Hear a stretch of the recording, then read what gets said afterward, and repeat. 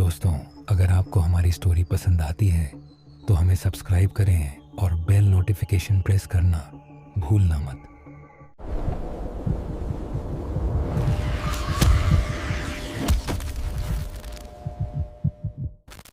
रात के करीब 2 बज रहे थे।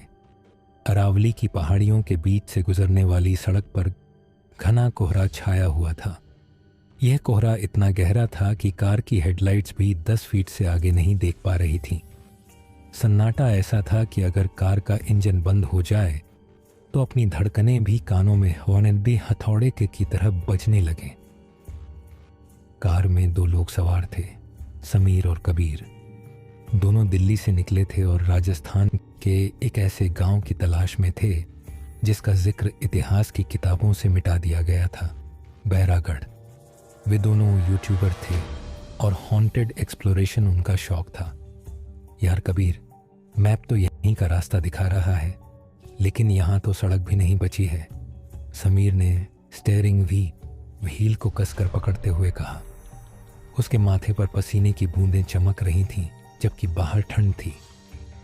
कबीर ने अपने कैमरे का लेंस साफ करते हुए कहा, भाई यही तो मज़ा है। इंटरनेट पर लिखा था कि बैरागढ़ का रास्ता वही ढूंढ सकता है जिसे वो बुलाते हैं। और वैसे भी अगर हम आज रात वहाँ पहुँच गए और कुछ रिकॉर्ड कर लिया तो हमारा चैनल वायरल हो जाएगा। अचानक कार के सामने एक साया आया। समीर ने जोर से ब्रेक मारा। कार टायरों की चीख के साथ रुकी। दोनों की सांसें थम गईं। सामने धूल का गुबार था। जब धूल थोड़ी छंटी तो उन्होंने देखा कि सड़क पर कोई नहीं था, सिर्फ एक पुराना सूखा हुआ पेड़ था जिसकी टहनियां किसी काका कंकाल की उंगलियों की तरह आकाश की ओर उठी हुई थीं। उस पेड़ पर लाल कपड़े की अनगिनत पोटलियां बंधी थीं। ये क्या है? समीर ने हकलाते हुए पूछा। मन्नत का पेड़ लगता है, कबीर ने खिड़की से बाहर झांकते हुए कहा। लेकिन यहाँ मन्नत मांगने कौन आता होगा? तभी कार के पीछे से किसी के चलने की आवाज़ आई। छप छप छप, जैसे कोई गीले पैरों से चल रहा हो। समीर ने रियर व्यू मिरर में देखा। घने अंधेरे में उसे एक बूढ़ी औरत की आकृति दिखाई दी। उसके बाल सफ़ेद और बिखरे हुए थे और उसने सफ़ेद साड़ी पहन रखी थी जो कीचड़ और खून से सनी लग रही थी। समीर ने पलक झपकाई और वो आकृति गायब हो गई। चलते हैं यहाँ से, समीर की आवाज़ कांप रही थी। मुझे ये जगह ठीक नहीं लग रही। कबीर हंसा, डरपोक कहीं के। चल, गाड़ी आगे बढ़ा। गाड़ी आगे बढ़ी, लेकिन वे नहीं जानते थे कि वे अपनी मर्जी से नहीं बल्कि किसी और की मर्जी से बैरागढ़ की ओर खींचे चले जा रहे थे।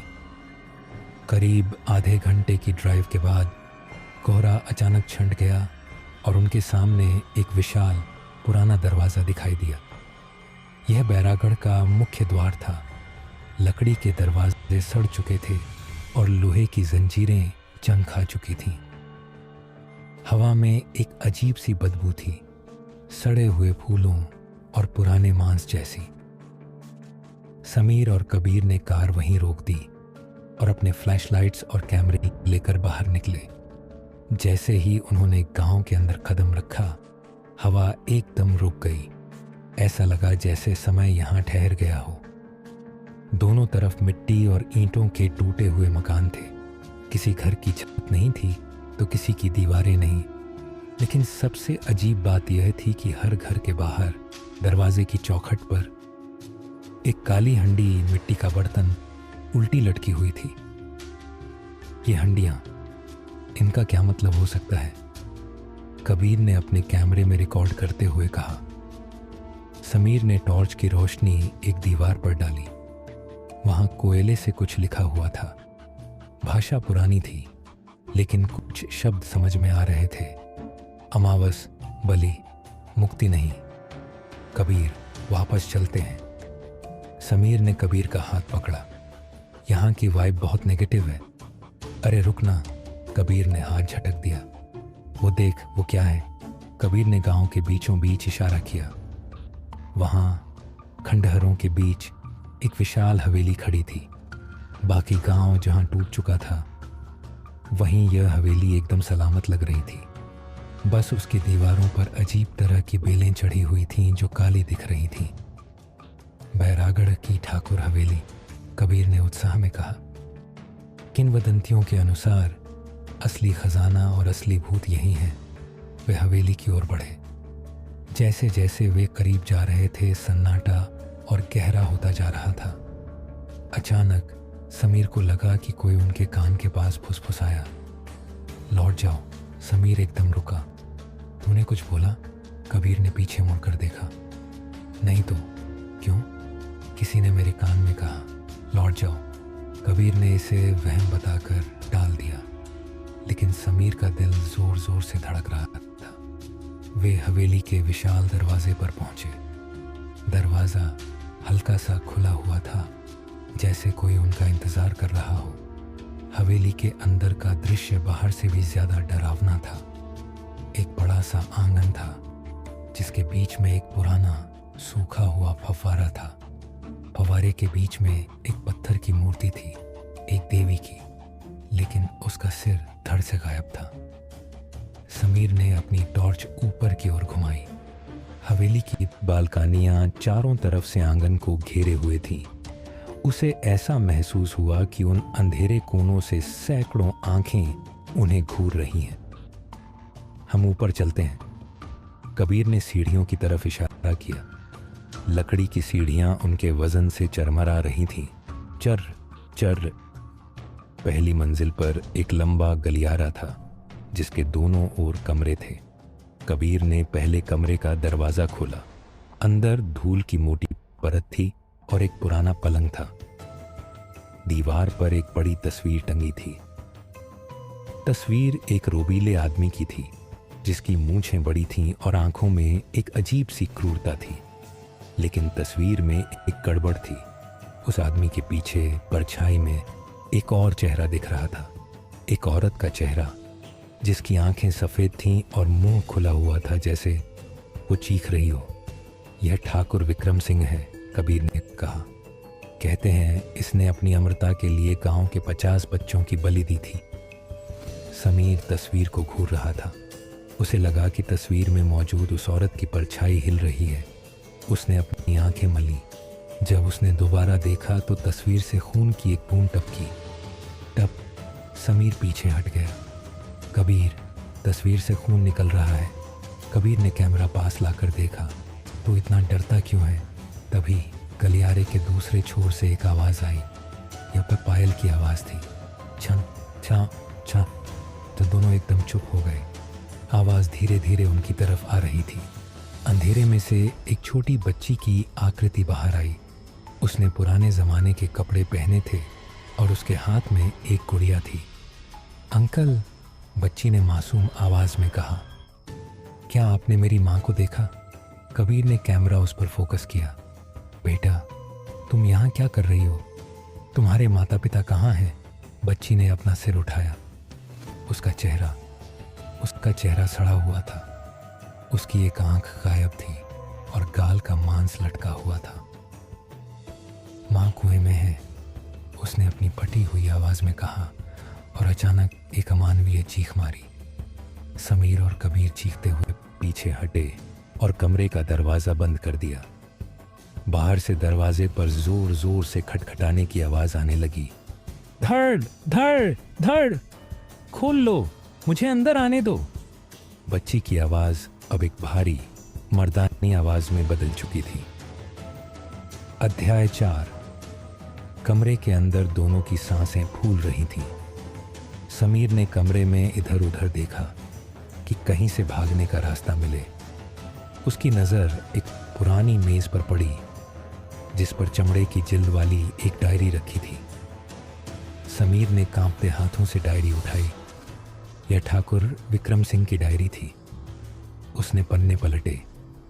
लिखावट बहुत सुंदर थी, लेकिन स्याही का रंग लाल था, शायद खून। दिनांक 13 अक्टूबर 1954। आज तांत्रिक अघोरी ने मुझे विधि बता दी है। अमृता पाने के लिए मुझे रक्त कुंड को जागृत करना होगा। गांव वाले मूर्ख हैं, उन्हें लगता है मैं उनकी भलाई के लिए कुआं खुदवा रहा हूं। उन्हें नहीं पता कि उस कुएं का पानी नहीं उनका खून पिएगा। समीर ने अगला पन्ना पढ़ा। दिनांक 30 अक्टूबर 1954, अमावस। विधि शुरू हो गई है। 49 बच्चों की बलि दी जा चुकी है। बस एक और, मेरी अपनी बेटी काव्या। उसे शक हो गया है। वो भागने की कोशिश कर रही थी। मुझे उसे कुएं में धक्का देना पड़ा। कुआं अब जाग गया है, लेकिन कुछ गलत हो गया है। कुएं से आवाज़ें आ रही हैं। वो वापस आ रहे हैं, सबके सब। डायरी यहीं ख़त्म हो गई थी। आखिरी पन्नों पर बस खून के धब्बे थे और नाखूनों से खरोंचने के निशान। कबीर, समीर ने कांपते हुए कहा, हवेली के पीछे एक कुआं है। सारी मुसीबत की जड़ वही है। हमें यहाँ से निकलना होगा अभी। लेकिन दरवाज़ा अब शांत था। बाहर से कोई आवाज़ नहीं आ रही थी। कबीर ने धीरे से दरवाज़ा खोला। गलियारा खाली था। भागो, समीर चिल्लाया। वे सीढ़ियों की तरफ भागे, लेकिन सीढ़ियां गायब थीं। जहां सीढ़ियां होनी चाहिए थीं, वहां अब सिर्फ एक गहरी खाई थी, जिसके नीचे से लाल रोशनी आ रही थी। ये क्या हो रहा है? कबीर रोने लगा। अचानक हवेली हिलने लगी। दीवारों से वो काली बेलें सांपों की तरह रेंगते हुए बाहर आने लगीं और कबीर के पैरों को जकड़ लिया। समीर, बचाओ, कबीर चिल्लाया। समीर ने कबीर का हाथ पकड़ा और खींचने की कोशिश की, लेकिन बेलों की ताकत बहुत ज्यादा थी। कबीर को घसीटते हुए वे बेलें उसे अंधेरे में ले गईं। कबीर की चीखें गूंजी और फिर सन्नाटा छा गया। समीर अब अकेला था। समीर के पास रोने का वक्त नहीं था। उसे पता था कि अगर उसे जिंदा बचना है तो उसे उस कुएं रक्तकुंड तक जाना होगा और शायद उस श्राप को खत्म करना होगा। वह किसी तरह खिड़की से कूदकर आंगन में आया और हवेली के पीछे वाले हिस्से की ओर भागा। वहां घनी झाड़ियों के बीच एक बड़ा सा गोल कुआं था। कुएं से भाप निकल रही थी। समीर ने हिम्मत करके अंदर झांका। कुएं में पानी नहीं था। उसमें गाढ़ा खौलता हुआ खून भरा था और उस खून के अंदर सैकड़ों चेहरे तैर रहे थे, दर्द और पीड़ा में चीखते हुए चेहरे। उनमें उसे कबीर का चेहरा भी दिखाई दिया। समीर, हमारे साथ आओ, कबीर का चेहरा बोला। तभी कुएं के दूसरी तरफ से एक आकृति उठी। यह ठाकुर विक्रम सिंह था, लेकिन अब वह इंसान नहीं लग रहा था। उसका शरीर जला हुआ था और उसकी आंखों में आग जल रही थी। तुम मेरी नींद खराब करने आए हो? ठाकुर की आवाज गूंजी। समीर ने अपनी जेब से माचिस और वो डायरी निकाली। उसने पढ़ा था कि जिस चीज से श्राप शुरू हुआ उसी से खत्म भी हो सकता है। मैं तुम्हारा खेल खत्म करने आया हूं, समीर ने चिल्लाया और डायरी में आग लगा दी। जैसे ही डायरी जलने लगी, ठाकुर जोर से चीखा, नाही। हवा तेज हो गई। कुएं का खून उबलने लगा और बाहर छलकने लगा। ठाकुर समीर की तरफ लपका, लेकिन आग की लपटों ने एक अदृश्य दीवार बना दी थी। समीर ने जलती हुई डायरी कुएं के अंदर फेंक दी। एक जोरदार धमाका हुआ। रोशनी इतनी तेज थी कि समीर की आंखें चुंधिया गईं। उसे लगा जैसे कोई उसे हवा में उठा रहा है और फिर सब कुछ काला हो गया। समीर की आंखें खुली। सुबह हो चुकी थी। वह अपनी कार की सीट पर बैठा था। सूरज की किरणें उसके चेहरे पर पड़ रही थीं। क्या वो सब सपना था? समीर ने बड़बड़ाते हुए कहा। उसने बगल वाली सीट पर देखा। कबीर वहां नहीं था। कबीर? समीर ने कार से बाहर निकलकर आवाज दी। वह उसी जगह खड़ा था जहां कल रात उनकी गाड़ी रुकी थी, उस सूखे पेड़ के पास। लेकिन अब न तो कोहरा था, न ही वो डरावनी हवेली दिख रही थी। दूर दूर तक सिर्फ रेगिस्तान था। समीर ने अपना फोन चेक किया। तारीख 14 अक्टूबर थी। वे कल रात 13 अक्टूबर को आए थे। उसने अपनी जेब में हाथ डाला और सन्न रह गया।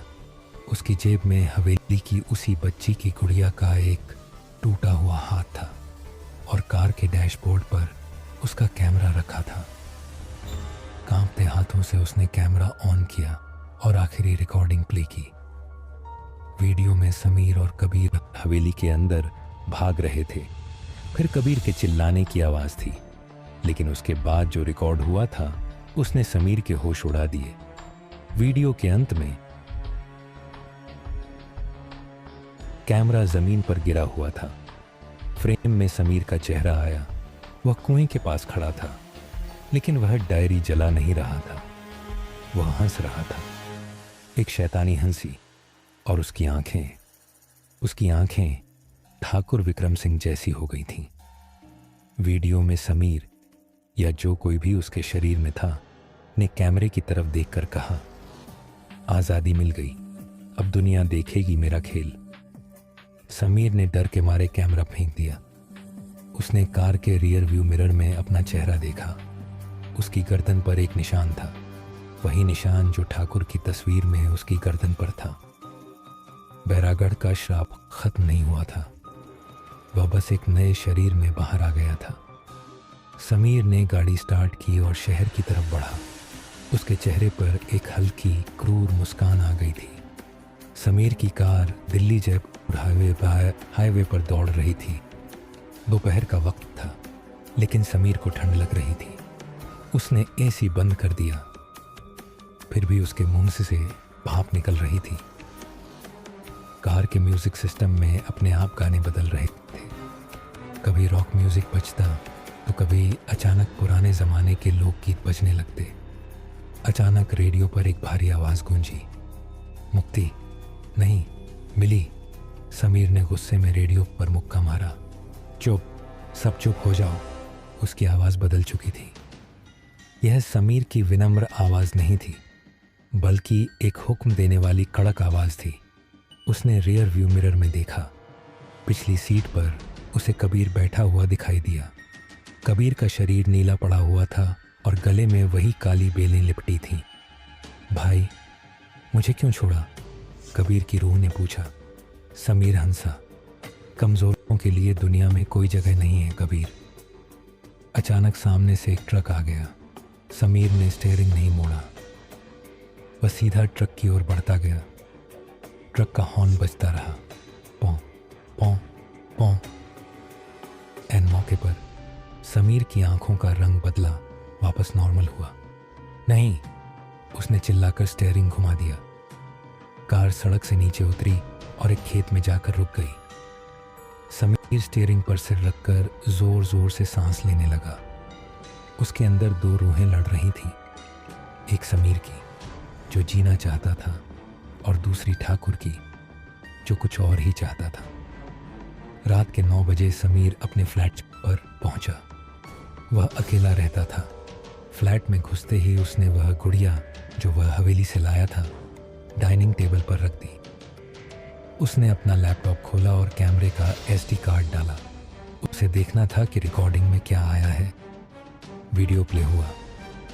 स्क्रीन पर बैरागढ़ का खूनी मंजर चल रहा था, लेकिन जैसे ही वीडियो उस हिस्से पर पहुंचा जहां कबीर गायब हुआ था, समीर ने कुछ ऐसा देखा जो उसे मौके पर नहीं दिखा था। वीडियो में जब कबीर को बेलें खींच रही थीं तो अंधेरे में एक और चेहरा था। वह चेहरा समीर का ही था। वीडियो में एक समीर कायिक कबीर को बचा रहा था और दूसरा समीर अंधेरे में खड़ा होकर मुस्कुरा रहा था। ये कैसे मुमकिन है? समीर पसीने से तरबतर हो गया। तभी उसके लैपटॉप की स्क्रीन झिलमिलाने लगी। वीडियो अपने आप रिवर्स होने लगा और फिर स्क्रीन पर ठाकुर विक्रम सिंह का चेहरा आ गया। वह पिक्सेलेटेड था, लेकिन उसकी आंखें साफ दिख रही थीं। अनुष्ठान पूरा करो समीर, आखिरी बलि बाकी है। लैपटॉप के स्पीकर से आवाज़ आई। अचानक पूरे घर की लाइट चली गई। सिर्फ लैपटॉप की स्क्रीन की नीली रोशनी समीर के चेहरे पर पड़ रही थी। तभी उसे लगा कि उसके पीछे कोई खड़ा है। उसने धीरे से गर्दन घुमाई। डाइनिंग टेबल पर रखी वह गुड़िया अब वहाँ नहीं थी। वह सोफे पर बैठी थी और उसका सिर समीर की तरफ घुमा हुआ था। समीर डर के मारे बाथरूम में घुस गया और दरवाज़ा बंद कर लिया। उसने नल चलाया और मुंह पर पानी के छींटे मारे। जब उसने आईने में देखा तो उसे अपनी जगह ठाकुर विक्रम सिंह दिखाई दिया। अचानक समीर को एक तीव्र सिरदर्द हुआ। उसकी आंखों के सामने अंधेरा छा गया और उसे फ्लैशबैक आने लगे। वह अब समीर नहीं था, वह 1954 में ठाकुर विक्रम सिंह के शरीर। दृश्य 1954, बैरागढ़ हवेली का तहखाना। ठाकुर एक तांत्रिक के सामने बैठा था। महाराज, 44 बच्चों की बलि हो गई, अब क्या? ठाकुर ने पूछा। तांत्रिक, जिसकी आंखें लाल थीं, हंसा। ठाकुर, तूने अमृता मांगी थी, लेकिन पिशाचिनी मुफ्त में कुछ नहीं देती। 50वीं ये बलि किसी बच्चे की नहीं, तेरे अपने खून की होनी चाहिए, तेरी बेटी काव्या। ठाकुर कांप गया। नहीं, मैं अपनी बेटी को नहीं मार सकता, तो फिर पिशाचिनी तुझे ले जाएगी, तांत्रिक ने कहा, और न सिर्फ तुझे बल्कि तेरी आने वाली 7 पुश्तों को भी नहीं छोड़ेगी। ठाकुर ने खंजर उठाया। उसे अपनी जान प्यारी थी। उसने काव्या को कुएं के पास बुलाया। काव्या अपनी गुड़िया के साथ खेल रही थी। जैसे ही ठाकुर ने उसे धक्का दिया, काव्या ने ठाकुर का कुर्ते का कॉलर पकड़ लिया। दोनों कुएं की मुंडेर पर झूलने लगे। ठाकुर ने काव्या का हाथ छुड़ाया, लेकिन गिरते गिरते काव्या ने श्राप दिया, बाबा, आप कभी नहीं मरोगे, आप तड़पोगे सदियों तक। फ्लैशबैक खत्म हुआ।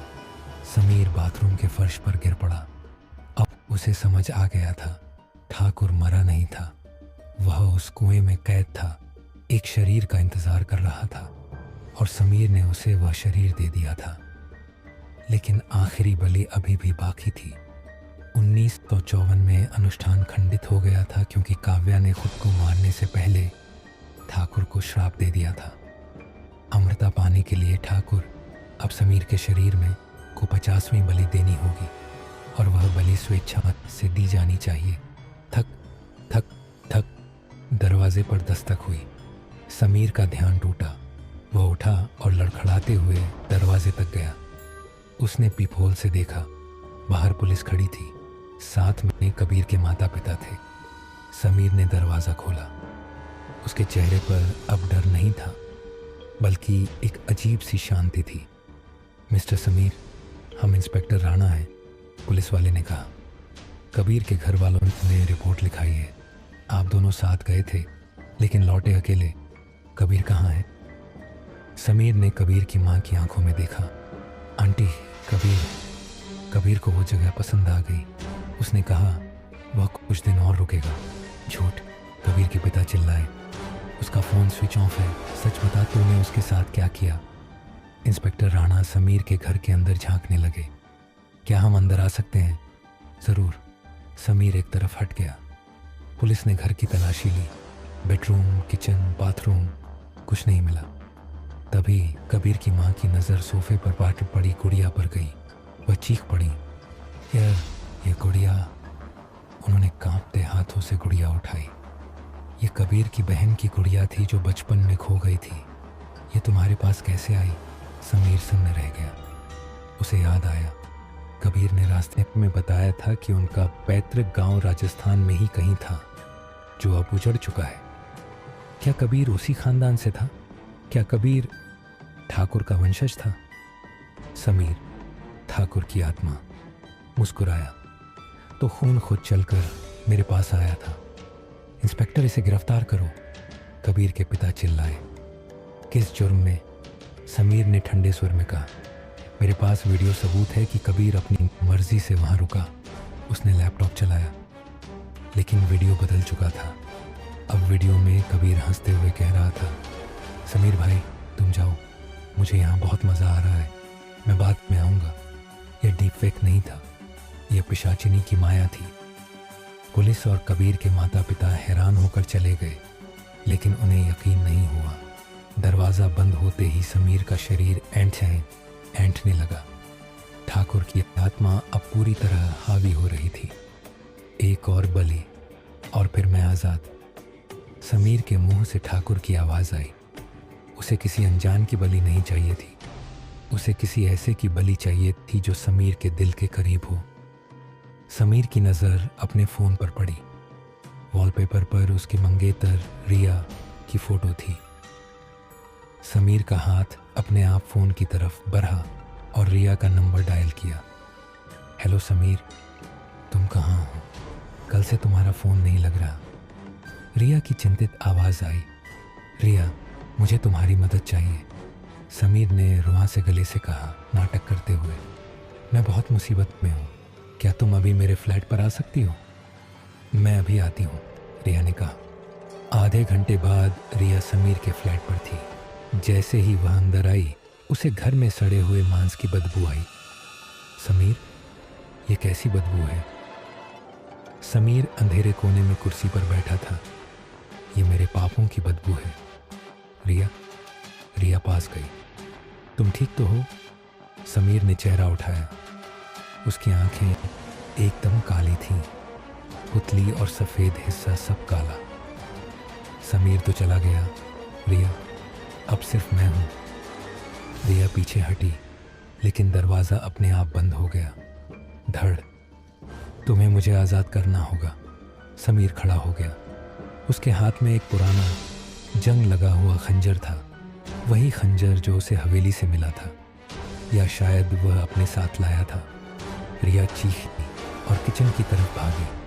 समीर, या जो भी वह अब था, किसी जानवर की तरह चारों हाथ पैरों पर चलते हुए उसके पीछे भागा। रिया ने किचन का दरवाज़ा बंद कर लिया और चाकू उठा लिया। बाहर से समीर दरवाजे को खरोंच रहा था। चर चर, रिया, दरवाज़ा खोलो, हमें बस थोड़ा सा खून चाहिए। आवाज़ बदल बदल कर आ रही थी, कभी समीर की, कभी ठाकुर की, कभी उस छोटी बच्ची काव्या की। अचानक खामोशी छा गई। रिया ने अपनी सांसें रोकी। क्या वह चला गया? तभी उसके पीछे से आवाज़ आई, मैं यहीं हूँ। रिया पलटी। समीर वेंटिलेशन शाफ्ट से रेंगते हुए अंदर आ चुका था। वह मकड़ी की तरह दीवार पर चिपका था। रिया की चीख गले में ही अटक गई। समीर कूदा और रिया को ज़मीन पर गिरा दिया। उसने खंजर उठाया, बस एक बार और अमृता मेरी। खंजर रिया के गले तक पहुंचा। रिया रो रही थी। समीर, प्लीज़, मैं तुमसे प्यार करती हूँ। यह सुनकर समीर का हाथ रुक गया। समीर की असली आत्मा ने एक आखिरी जोर लगाया। उसका हाथ कांपने लगा। रिया, भागो, समीर ने अपनी असली आवाज़ में चीखा। मार डालो मुझे, वरना यह नहीं रुकेगा। समीर ने खंजर वाला हाथ अपनी ही गर्दन की तरफ मोड़ लिया। ना ही। हे, ठाकुर की आवाज़ उसके अंदर से चिल्लाई। मैं तुम्हें किसी और को नहीं मारने दूंगा, समीर ने दांत भींचते हुए कहा और पूरी ताकत से खंजर अपनी गर्दन में घोंप दिया। खून का फव्वारा फूटा। समीर जमीन पर गिर पड़ा। उसका शरीर तड़पने लगा। ठाकुर की काली परछाई उसके शरीर से धुएं की तरह बाहर निकलने लगी और चीखते हुए छत को तोड़कर गायब हो गई। रिया कांपते हुए समीर के पास गई। समीर की सांसें उखड़ रही थीं। उसने रिया का हाथ पकड़ा। कबीर, कबीर को ढूंढो, वह अभी भी वहां है। समीर की आंखें पथरा गईं। वह मर चुका था। 1 महीने बाद पुलिस ने केस बंद कर दिया। समीर की मौत को आत्महत्या माना गया। रिया अभी भी सदमे में थी, लेकिन इंटरनेट पर कुछ और ही चल रहा था। समीर के लैपटॉप से वह मैसेज या वीडियो ऑटोमेटिकली उसके यूट्यूब चैनल खूनी नाइट क्लब पर अपलोड हो गया था। वीडियो का टाइटल था, असली भूतिया हवेली आखिरी सच। वीडियो वायरल हो गया था। लाखों व्यूज आ चुके थे, लेकिन कमेंट सेक्शन में लोग अजीब बातें लिख रहे थे। इस वीडियो को देखने के बाद मुझे अजीब सपने आ रहे हैं। वीडियो के 10वें मिनट पर मेरे कमरे का दरवाज़ा अपने आप खुल गया। मेरी आंखें, मुझे आईने में कोई और दिखता है। रिया अपने घर में बैठी लैपटॉप पर वही वीडियो देख रही थी। वीडियो के अंत में समीर ठाकुर कैमरे की तरफ देखकर कहता है, जो मुझे देखेगा मैं उसके साथ जाऊंगा। रिया ने लैपटॉप बंद किया। स्क्रीन काली हो गई। काली स्क्रीन पर रिया को अपना प्रतिबिंब दिखा। उसके पीछे समीर खड़ा था। नहीं, समीर नहीं, ठाकुर विक्रम सिंह। और रिया के होंठों पर एक मुस्कान आ गई। उसने धीरे से कहा, पिक्चर अभी बाकी है।